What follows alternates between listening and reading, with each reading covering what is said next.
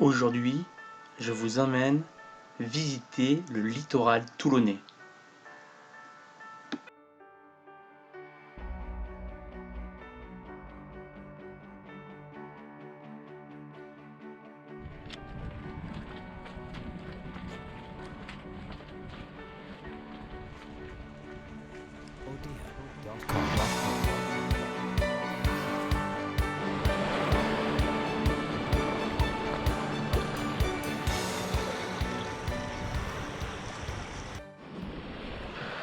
Après avoir emprunté le chemin qui mène au restaurant Les Pins Penchés, nous voici en l'anse de Magot. Cette anse, idéalement située à 2 pas de la ville, permet d'accéder à ce rivage sauvage et préservé de Magot. C'est un joyau de la Méditerranée niché entre de hautes falaises. Il dévoile aux baigneurs le charme discret d'une belle plage de galets abritée de pins.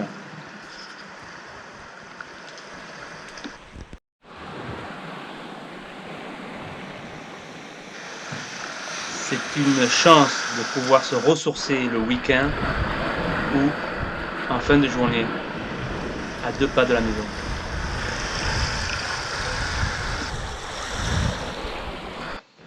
Voici le petit port à l'anse de Méjean.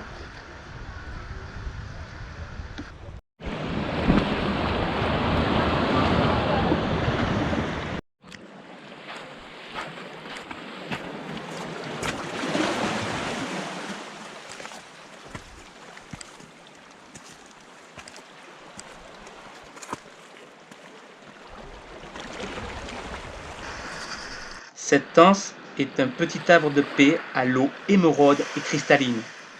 Elle est juste à quelques minutes du centre-ville de Toulon, à 1 heure de Marseille.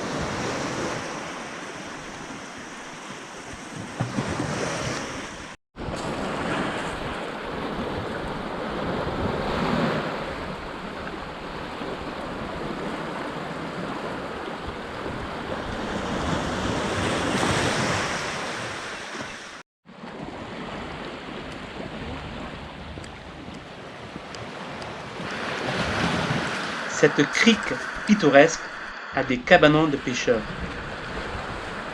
Elle a des airs de petit village d'Italie. Pendant la Seconde Guerre mondiale, ce petit paradis est investi par les occupants italiens. Il faut attendre la fin des années 1950 pour que le cabanon soit alimenté en eau, gaz et électricité.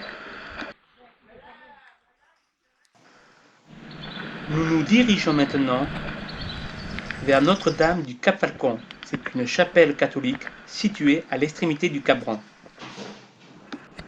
Elle est inaugurée le 26 avril 1975.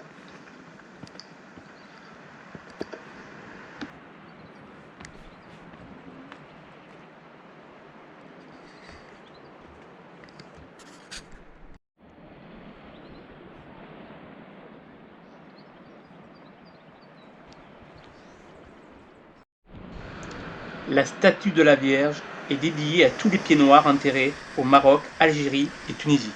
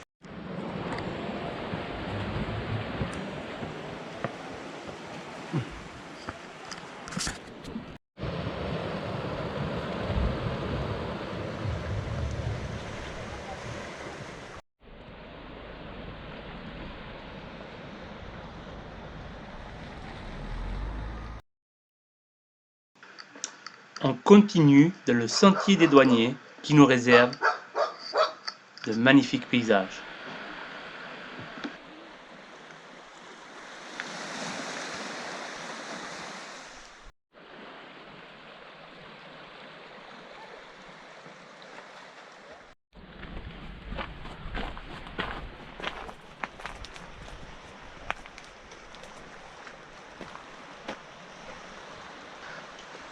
Ce contact avec la nature, cette vision de cette beauté peut que nous enrichir. En face à face avec elle, sans la folie humaine, on peut méditer.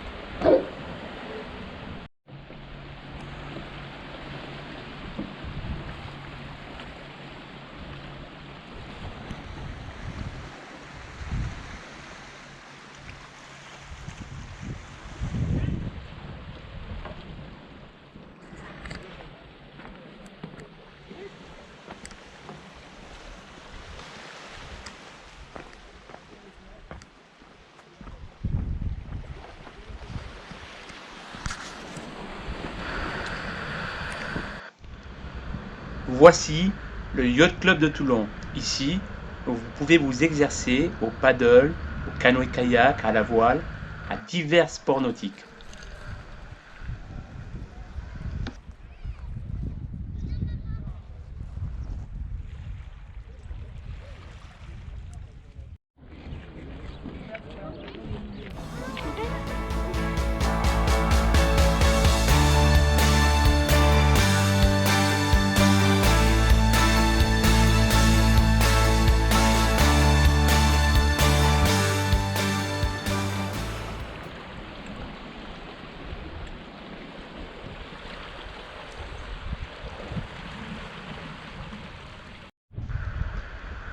Nous voici aux plages du Morillon. Elles sont labellisées Pavillon Bleu depuis de nombreuses années.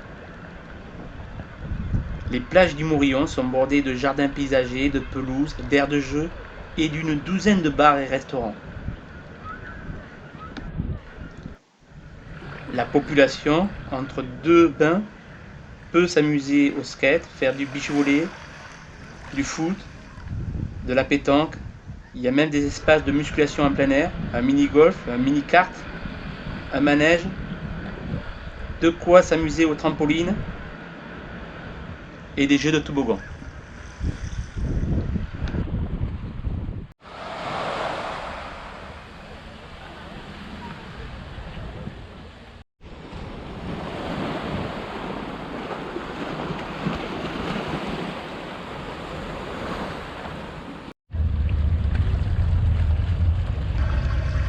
Le fort Saint-Louis a été construit sous le règne du roi Louis XIV.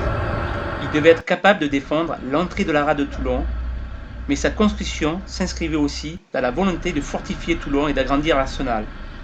Il a été détruit partiellement pendant le siège de Toulon en 1707, mais a été reconstruit à l'identique.